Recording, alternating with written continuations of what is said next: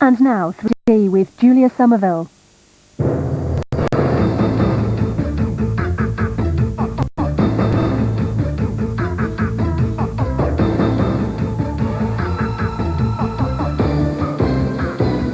On 3D tonight, all pumped up with Where to Go, the crisis for female bodybuilders. And burgled again and again, the victims living behind bars. Good evening and welcome to 3D. Women bodybuilders diet and train for years to achieve the muscular build needed to win competitions. Yet contests judged purely on women's physiques are being phased out by the men who run the sport. The contestants say they're being victimized just because of the way they look.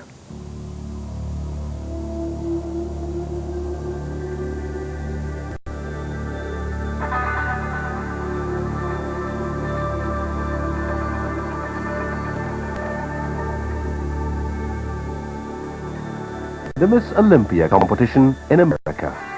With $115,000 in prize money, it's a mecca for female bodybuilders from all over the world.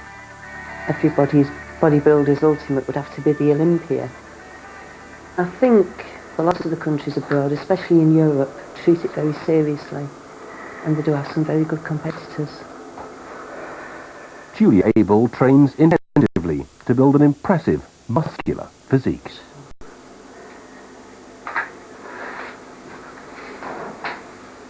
Before I started bodybuilding, I used to weigh 7.5 to 8 stone, wear a size 8 in a dress, and I was never happy with my body.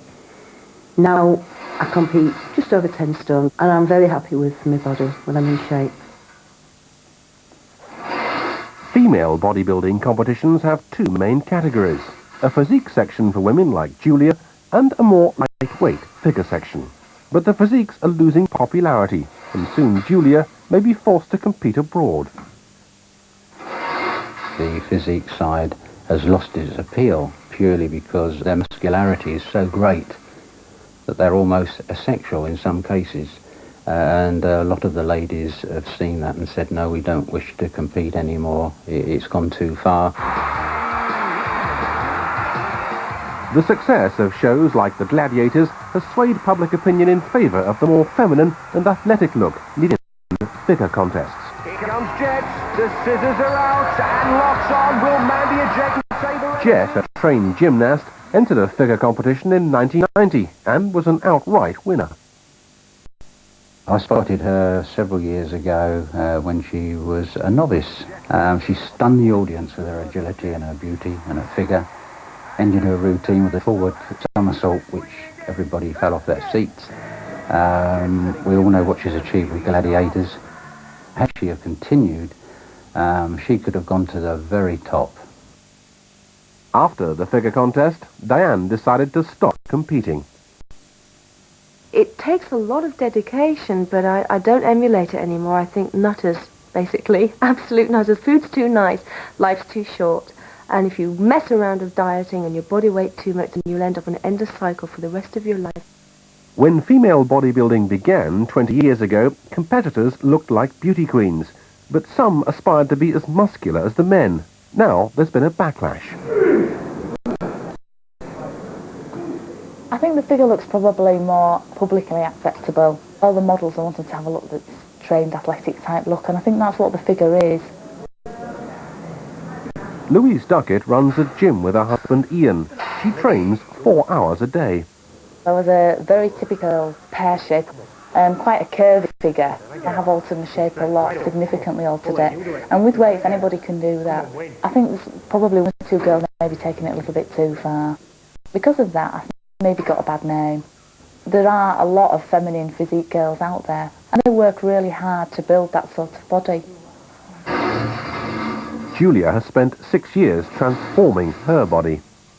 I wanted to widen my shoulders, tighten my waist in, narrow my hips, and widen the sweep to my thigh. There's still room for more improvement. I'll still keep working at it, but it is coming. The shape's coming better, a lot better. Both Louise and Julia are preparing for competitions run by WABA, the World Amateur Bodybuilding Association. If they win their sections, they can compete in the European Championships.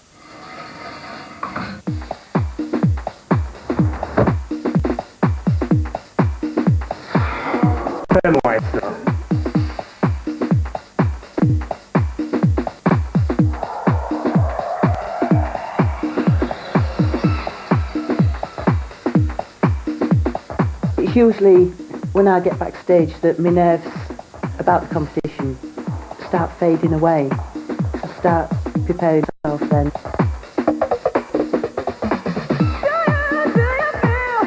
What we're looking for is quite a turned, tight body, a good tan, nice presentation, looking confident on stage, and sort of nicely turned out, well groomed really. With figure, it's like a stage show. It is like a performance.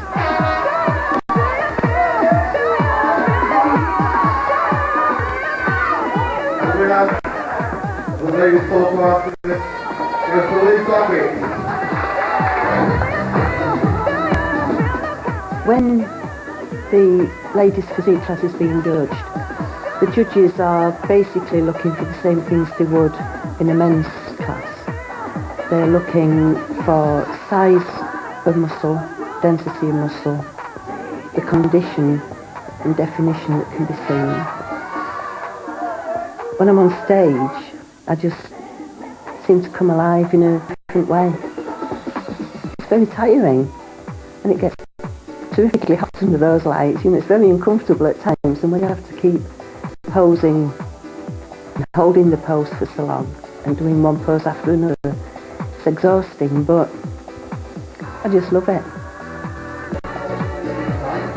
First place, 1996, WTB Physique Champion, Julia Taylor.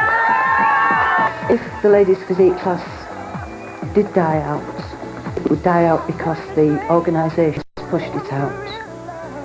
It is ladies' bodybuilding in its truest sense, and I just think they should be encouraging it rather than pushing it out and saying that's not the look we want. If it does die and there isn't a vehicle for them, then they'll be ashamed for the people who are hardcore and in it, but I don't think the general public will cry any. They find it very difficult to accept. Hello, darling. A new category for female bodybuilders has taken America by storm. It's called the fitness figure class, and it's coming to Britain. Joanna Bull is one of its rising stars. The fitness figure, I think, particularly for people with a gymnastic or a dance background, is a great new opening. It's exciting, it's uncharted territory, and I think for anybody with the right credentials could go very far.